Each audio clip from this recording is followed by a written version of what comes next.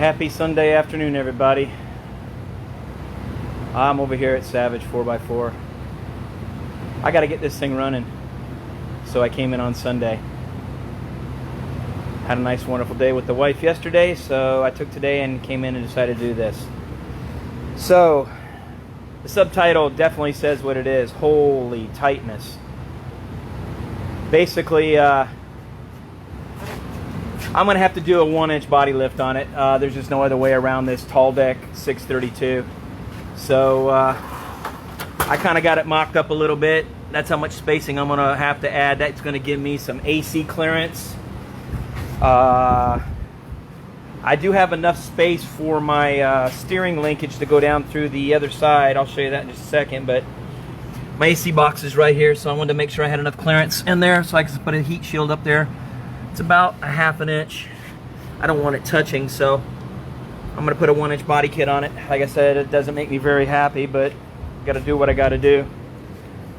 Anyway, over here, the steering shaft's going to go up through. I'm going to try to see if I can't get a good angle shot there. And it's got to go right up on the firewall, right up there where that knuckle is sticking out of the firewall. So I got to watch all my tolerances, everything. Let's go up top and take a look and see what I had to deal with up here. So, I do have another power steering unit, power brake assist here coming. It's a double 8. It's got 2 diaphragms in it. It's 8-inch instead of being 11.5 inches there. That'll allow me a little more clearance here, or a little more looky-looky. I had to create a little clearance back here. There's a vent that's got to go back there. That one is about a 3/8 of an inch from the back of the firewall there. Everything else clears. Like I said, there's the header clearance there. She's in. What a day. I had to shift this body around, move it from side to side, back and forth, pry it, raise it up and down to get this tall deck 632 in here, but I did it. Mission accomplished. Oh, it's a thing of beauty. Look at that. It's in. Thank God for solid body mounts. And, I'm sorry, motor mounts. It's a hard day today. Very difficult. I'm tired. Forgive me. I gotta wipe it up a little bit. It's dirty. But anyway, looks like I'm gonna have to cut a 14-inch hole so I can utilize this cowl hood. I have to cut a hole right there for the air cleaner to fit on. The carburetor, or should I say fuel injection, it's rather large. So if I look at it, I'm going to have enough clearance with a drop-down style air filter so that it breathes through the top and it breathes through the bottom, it breathes through the sides. That's what I'm going to have to go with on it, it looks like to me. But it'll work. Like I said, I might have to cut this little area out right here. Give me a little area cut out there. Got my fuel lines running right there out of the injection. This is my primary. Get it around here so you guys can see it. Yeah, it's rather large, 3/4 inch.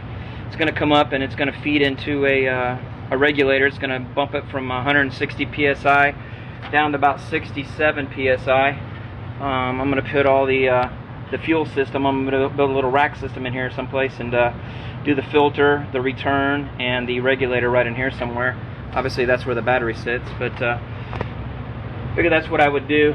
This is all the factory wiring over here for the control for the pumps. It had a dual tank system on it. I'm going to go ahead and hook it back up and get some fuel cells.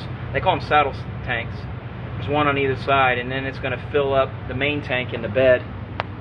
To create enough fuel delivery for this thing, I needed a big main tank that has nice big sump in the bottom of it with some good feeds. I got dual feeds coming off of it. I think it's 830 gallons an hour at 167 psi. That's what the pump's going to be running at, but obviously it's going to have a bypass regulator and everything on it. My nice little stainless steel braid coming off there from my power steering system, coming up from my cooling lines from my transmission. Oh, and this is my return line. This is going back to the tank. It goes inside the fuel It goes inside the frame rail, which has been, you know, capped off all the way back, plated, so it's like a big tunnel.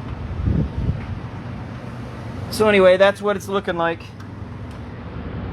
Sorry, I've been stumbling around a little bit, but I just want to give everybody a little update.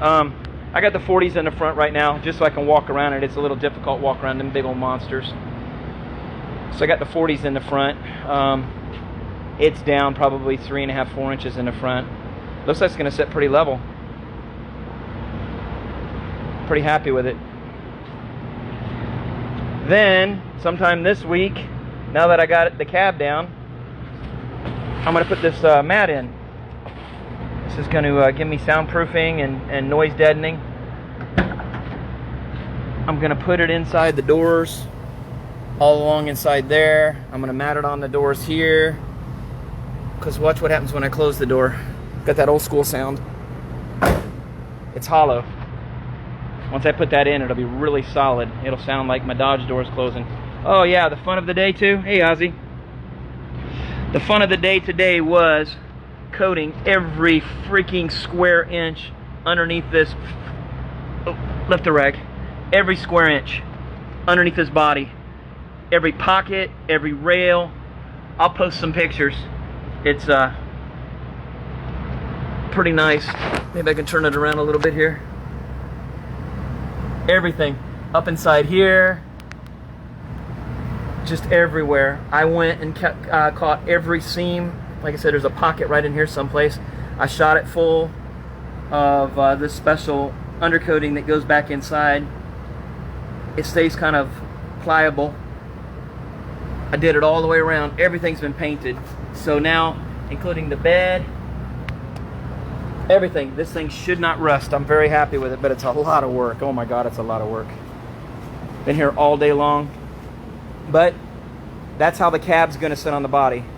I got to get the bed up to it and put a 1 inch so you can see the difference right there. That's the difference of what I've got to raise it up at. It's kind of hard to look at it unless I go like this. Just 1 inch. That's all I want. That's all I can do. I need these clearances so that I can squeeze this big block in here. So y'all have a great night. This is Jim at Savage 4x4 with Slayer. It's getting there.